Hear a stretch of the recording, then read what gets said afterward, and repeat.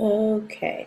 Hey guys. So it is Thursday, and so I have made a commitment to, on Thursdays, start jumping on a live chat and doing some sort of sharing about answering questions that you guys have, or showing you how I'm doing something inside of my business, or later on, I'm going to be bringing on lots of other folks to talk about things that they're doing in their business and cool things that you can implement and use. So today, I want to just do a live Q&A. I have some questions that people have sent me about the cost of running a startup, like how much money you have to put in upfront to get going.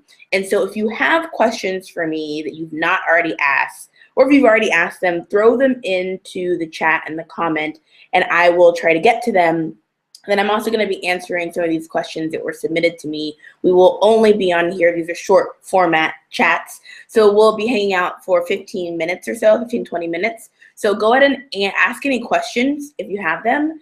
And I'm going to jump in. But I want to start by talking about why the heck we're even talking about the cost to run a startup. It's actually something that people ask me all the time. So I get a lot of emails, and people say, hey, I don't know how much money I should budget to spend up front. Like, there's all these different software tools that I'm hearing about I need, and a lot of them are charging me money. Which ones should I actually spend money on, and which ones should I not? So I want to talk to you guys about that and answer some of the questions you have about the cost, because it's usually not free to start a business. You usually have to put some money in to get some money out, and that is the sort of necessary evil, but you got to do it the right way. And so I'm going to answer some questions you guys have.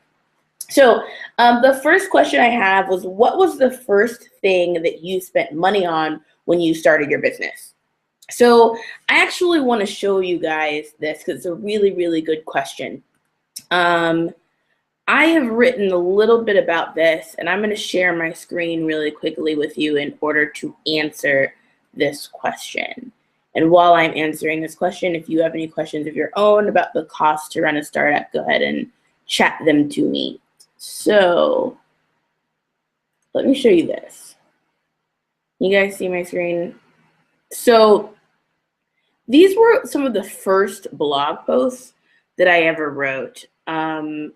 This one is particularly useful for you guys because what it shows is I'm chronicling my experience building apps without code, and I'm essentially saying that this is 6 months in. So I came up with the idea at this point when I'm writing this blog post. I'd come up with the idea 6 months ago. And what I was saying is that I was spending less than $500 a month on all of the product stuff. So like all of the things for the app and sending things to customers, all the product. But at this time I was doing what I would call an app hack.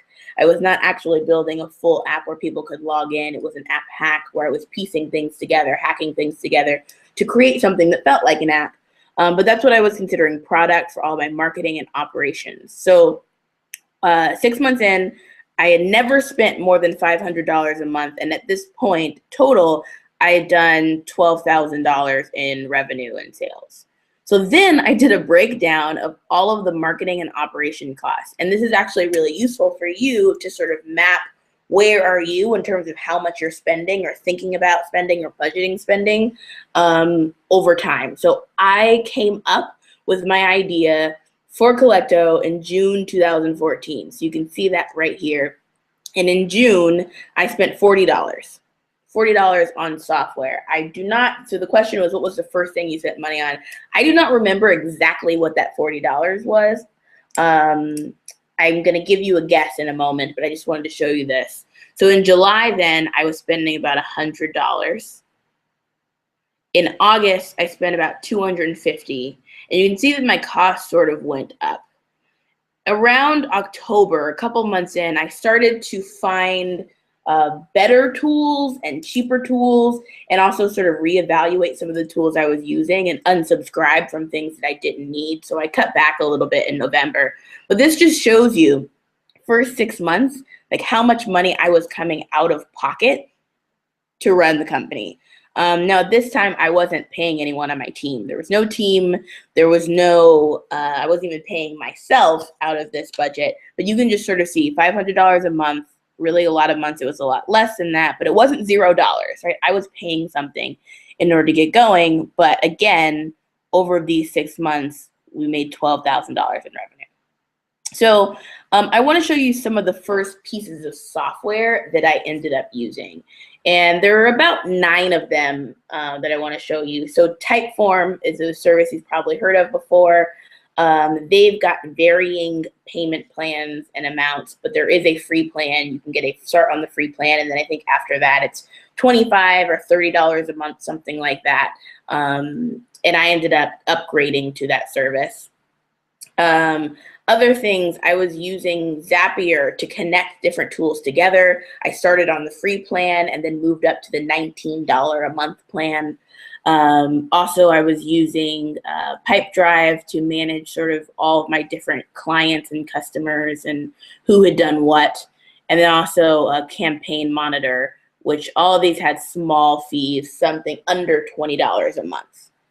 I also was using some things that were really specific to my industry. At this time, I was trying really hard to find, like, I call them app hacks, but things that made it feel like the user was using something tech savvy. So I found this tool called Artbeamer, which was specific to my art app, and it allowed people to visualize what artwork looked like on their walls. And so I paid $40 a month for that. And at the time, that was a lot of money to be putting out. $40 a month was a lot. And so, but it gave this really cool feature of having this augmented reality app that was $40 a month. And then I also had a startup explainer video. About 6 months in, I ended up creating a startup explainer video, which if you have it, you guys have all seen one of these before. It's just like the video that shows up on the website and it shows you exactly like how this thing works. How the startup works, what you can expect. And so what I did was I discovered this site called Videolean, and they make these they allow you to create your own do-it-yourself explainer videos. Showing you the website here. And they actually had so you can see behind this header, they have their own explainer video on here. And I really liked their explainer video, so I bartered with them and got them to sell me their own explainer video, like a customized version of their own explainer video. But I did that. They gave me that for $200. And then I went to Fiverr.com and paid $5 to have a professional video voiceover, like someone professionally do the voice and talk about like what Collecto was and what people could expect. And I paid $5 for that. So I was using a lot of these scrappy tools. So the question was, what were the first things you spent money on? I don't know what the very, very first thing was that I spent money on, but here are some examples, right? I used Videolean and Fiverr to create my videos and this augmented reality art app that I found. But I was just hunting for tools that I needed to create an app hack, but it was under $500 a month is what I was spending. Cool. Other questions that I have. What are you spending money on now? Like, what do you spend money on now? Which is really funny. I sent out an email to you guys about this. And by the way, as I'm answering these questions that people sent in to me, feel free to ask any of your own questions and throw them in. So about like how much this stuff costs. Also, if you have something that you're thinking about, like a tool you're thinking about using, and you're not sure if it's worth the money or if there are other alternatives, throw that in and I will get to your questions. So what are you spending money on now? You guys may have gotten, I sent a little email about this, but I can share it with you. So my business is a lot more expensive to run now, but I still think that we don't spend a ton of money. So I spend about $10,000, $11,000 a month to run my business. But the majority of that is paying my team and paying other people. So I heard on a podcast today, it was something really interesting. Someone said, if your idea is not big enough for a team, then you're not thinking big enough. I don't know if that's true or not. But for me, I got to a point where I needed some help and I wanted to start compensating myself and start compensating other people. So the majority of the money that we spend, $11,000 a month, 8,000 of that is for like people on the team. And then I spend another about $1,000 on marketing software. This is monthly. Another $1,000 on marketing software, and about $500 on other software tools. So the software tools I use to run my app, which mainly that's Bubble, that is Zapier, that is, I use a tool called Dexi, DEXI.io, in order to web scrape art from across the internet. And then I use a tool called Blockspring to take the art and put it into my app. And so those are things I'm paying for as well. I think I paid Dexi like $20 a month. These are all like really small fees. One of the things I think is really, really interesting is if you look at what I'm spending my money on now in my business, and you look at the $500 a month I was spending before, actually is about the same. So if you look at the like operation cost, just like the cost to run the software, it still is about $500 a month, which I think for most people, that is crazy. Most people, it costs them way more than like $500 a month to run their software. But because I've gone through this like apps without code route and this app hacking route, it costs very little to run software. If you look at a big VC-backed startups, though, the majority of the cost, the reason they go out to raise money is to hire a team. Like when you go talk to an investor and they say like, what are you going to spend your money on? Usually the bulk of your answer, if you need to break down the financials to them, the majority of it is team, and that is normal for a software startup. That's like how it works. Okay. But the question was, what are you spending your money on now? I can share some of the specific tools. Actually, let me show you an exact list. I'm going to share my screen and I'll show you like exactly what software tools I'm spending my money on. 1 second.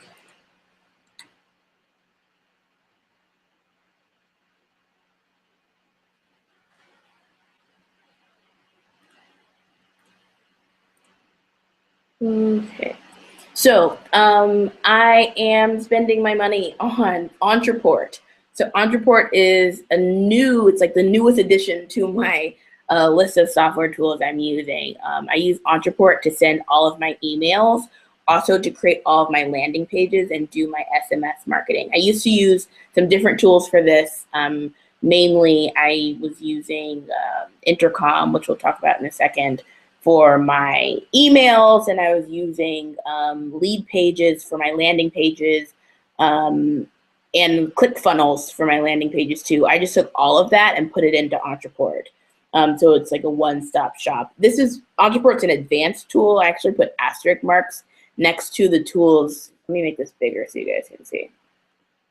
I put asterisk marks next to the tools that are like advanced tools, meaning like you don't need to use these unless you are further along in your business because they're kind of expensive.